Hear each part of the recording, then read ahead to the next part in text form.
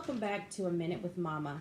I'm here again with Caleb after a short break, and after what we've just learned, I have to ask, is transgender the newest fashion trend? There are now more than 40 clinics in the U.S. that offer therapies and treatments for gender dysphoria. Now, we discussed earlier that gender dysphoria is a disassociation between one's gender and one's biological sex. Some of these facilities include gender reassignment surgery as a treatment, completely changing someone's biology, including hormone replacement and sexual reassignment.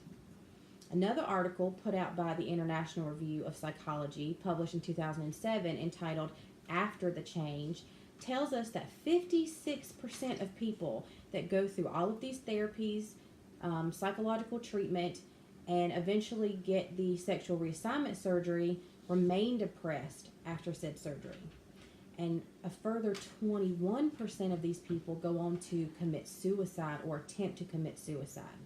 To me, this poses the question, if people that conclude that they are transgender are still depressed and become suicidal after completing ultimate therapy, are we really doing no harm? Are we actually helping these people? What do you think, Caleb? Well, I don't think that it's a fashion trend. I don't think people just hop on board and are like, hey, I'm gay, and then after a period of time they stop being gay.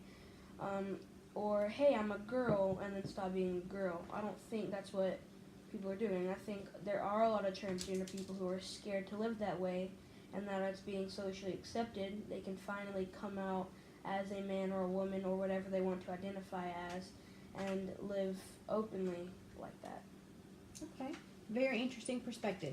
So you believe that people have always been transgender, but they have just been too afraid to come out? Yes. That's correct. So you do not feel that by making it socially acceptable that we are increasing the amount of transgender people in the world?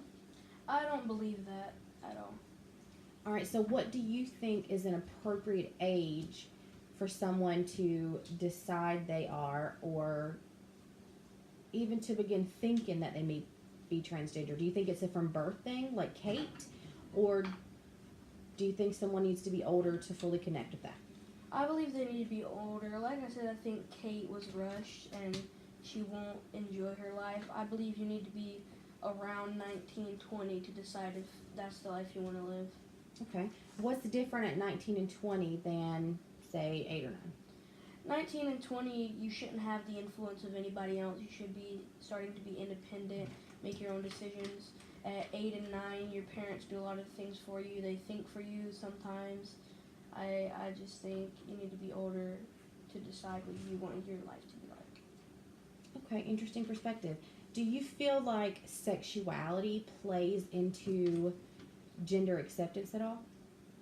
I believe in some cases, in some eyes, it does.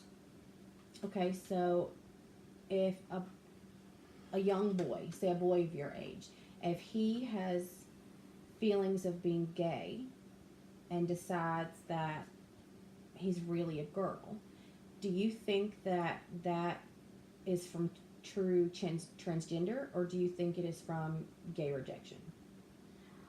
I believe in that case it is from gay rejection. Yeah.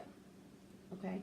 Now, what role do you think moms and dads have in that? Do you think that being supportive gives a child the option to fully play it out, or do you think a mom saying, sure, it's great, it's fine, if you want to be a girl, I'll go buy you skirts and heels?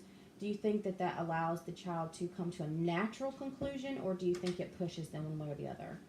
I believe, like I stated earlier, you should be able to make your own decisions. If you go to your parents and they say, yes, I'll help you buy all this, I believe you should refuse that and buy the stuff for yourself to see if it makes you happy as an individual. It's a personal responsibility. Yes. Okay. Well, thank you again for joining us, Caleb. We're going to take a long break, and I need to pull some more discussion and information together. Thank you so much for joining us.